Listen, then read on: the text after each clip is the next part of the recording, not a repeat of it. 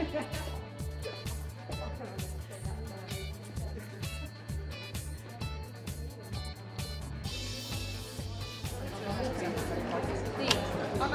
räägime korruptsioonist, siis korruptsioon on selline suhteliselt laialivalguv teema, et siin on hästi palju seost eetikaga, aususega, hästi palju erinevaid paragrahve, mis seda reguleerivad. Selle näituse mõte oligi see, et läbi kunstikooli õpilaste sellise ande ja talendi me saaksime selle panna pilti.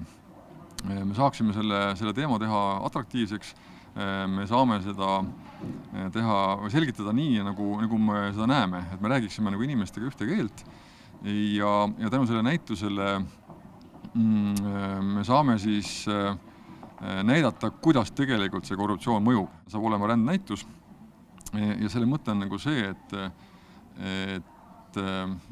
see on selline konkreetne sõnum ka nagu korruptantidele, et need tegevused ei jää märkamata, me näeme neid, me ei tolereeri neid ja sellised inimesed, kes sellisele teele lähevad, on oma usalduse nagu kaotanud.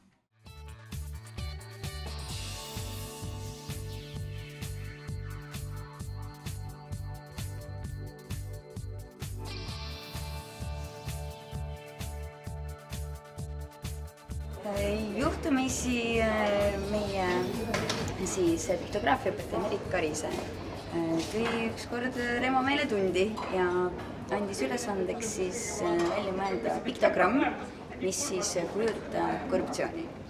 Et see on meil ka siin näitusel välja toodud kohe esimesel paneelil, et mis siis õpilased välja mõtlesid, igaüks tegi ühe. Siis hakkas see asi kasvama, et lumepall hakkas veerema. Kõigepealt toimus meil siis juunikuus, oli tegelikult endal komplekseksam, et iga grupp pidi siis looma Politsei- ja Piirivalveameti korruptsioonibüroole visuaalsed lahendused.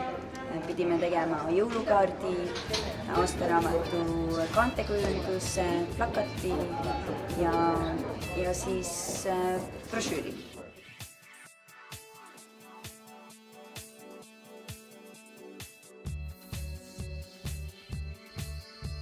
Ma ütlen nõnda, et ta kindlasti selle mõjuga on, et selles ei ole vähemalt kahtlust.